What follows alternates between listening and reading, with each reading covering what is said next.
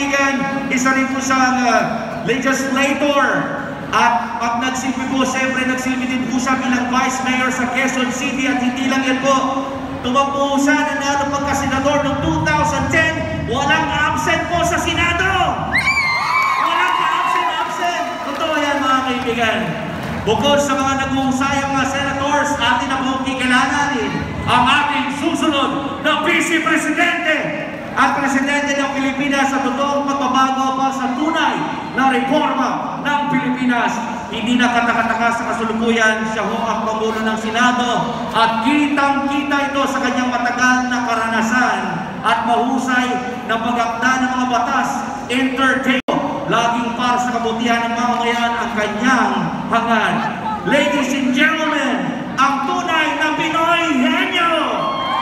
Pagdating sa panunungkulan, ang dito nating lahat, legend governance ng pamilyang Pilipino, ladies and gentlemen, Tito Soto! Magandang hapon po, Tito Sen. Akala mo, hindi matatapos yung intro mo.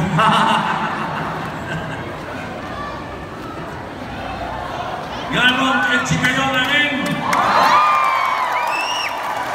On behalf of Senator Lacson, General Yazar, Dr. Padilla, Congressman Mansour de Rosario, hindi ko ay bumabati sa inyo isang magandang hapon at binabati ko kami siyempre ang aking kuya, General.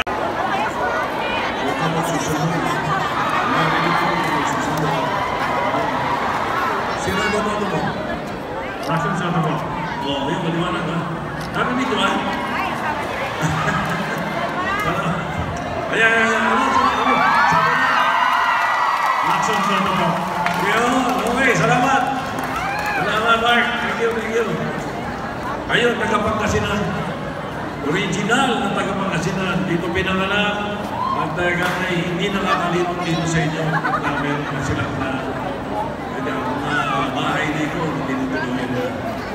Kaya mo sinasabi ko naman yun, binibiro lang naman natin. Pero mahalaga, alam niyo po kung ano paninindigan namin. Kami ni Senator Lacson, sabi ko 42 years na kami sa legislation. Napakarami namin ginawa. Yung bayanihan to, sinama namin ang transport sectors sa mga magkakaroon. Bilyon-bilyon yung nilagay namin doon. Natanggap ba nila lahat? Hindi pa. Yung pong Dangerous Drugs Act of 2002, ako pong principal author. Nandun lahat kung paano sumpuin ang droga. Ang ginagawa lang ng kasalukuyan, malakas nga, pero enforcement na.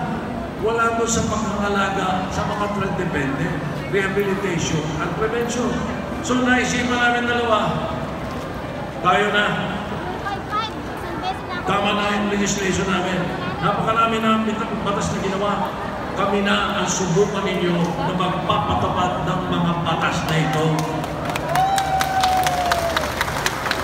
Kaliwanag naman po ang pinaninindigan namin. Kilala niyo ang track record namin. Pinaninindigan namin. KKK. Katapatan, kakayahan, katapangan. Sa asawa lang kami tapos. Mabuhay ang Pangasinan! Senate President Vicente Tito Soto III! Malapak naman po mga kaibigan! Tito Soto! Tito Soto! Tito Soto! Ayan po mga kaibigan. Lakasan natin! Tito! Tito! Ping! Ping! Malapak na may kasamang iyawan mga kaibigan! Maraming salamat po muli Tito Soto sa iyo pong pinaliwanag na plataforma ninyo ngayong hapon na ito. Siyempre, ang susunod po nating voice ating mga kababayan. Napakalawak ng ating problema. At ang solusyon ay dapat manggaling din sa mga top na mga solutions. At ang top solutions ay pwede lang manggaling sa mga top leaders. Yung may kakayahan, katapatan, katapangan. Ako po, ang inyong lingkod, nagsilbi na. 20 taon po ako sa military bilang isang opisyal pagka-graduate ko sa Philippine Military Academy noong 1971 Ako po ay naglingkod sa Philippine Constabulary na bahagi pa ng Armed Forces of the Philippines noong araw. 20 taon po yun. 10 taon po ako naglingkod sa Philippine National Police at ito ba nagtapos sa aking pagiging hepe ng Philippine National Police. Halos 18 taon na ako akong senador ng ating bansa. At sa lahot ng napakahabang panahon, ako pwede ipagmalaki sa inyo. Pwede po kayo magtanong doon sa aking pinanggalingan ng mga assignments. Hanggang sa Senado, ako po ay hindi tumatanggap ng pork barrel. Hindi dahil sa masama ang pork barrel. Hindi po. Ang masama po sa pork barrel, yung hindi wastong paggamit ng kaban ng bayan. Ano po ba ang kahalagahan? Anong importansya ng kaban ng bayan sa atin lahat? Maging sa Lingayen, sa Pangasinan, lalo na sa nasyonal. Alam niyo ba na ang ating pondo, yung ating national budget, nakakapasa lang namin at papunta na ngayon sa Office of the President para sa kanyang pagpirma. 5 trillion 24 billion pesos. Napakalaki. Alam niyo, noong unang nanungkulan si dating Pangulong Arroyo, 2001. Kasi po ako naging senador unang-una noong 2001. Alam niyo po ba kung magkano lang something? It is always data-driven. Tulad sa edukasyon, nagpasa kami yung Universal Access to Tertiary Education. Batas na po ito. Pero yung mga kabataan pa natin, nakaka-access sa libreng edukasyon, hindi po. Mali ang implementasyon. Universal Healthcare Act, pinasa rin namin. Ang layunin nun, bawat isang hospital bed, kaya sagutin 800 population. Hindi rin nagagawa kasi hindi na popondohan. Napakarami pang problema kung pwede natin pag-usapan at abutin tayo ng magdamag kapag inisip natin lahat ng problema ng bansa. Pero po may solusyon. Ang solusyon nasa ating mga kababayan.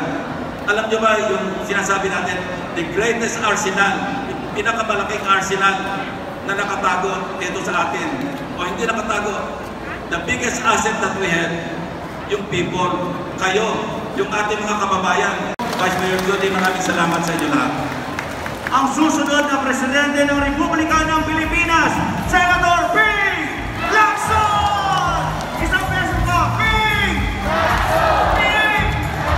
Dito! Maraming salamat mga kaibigan! Senator Ping!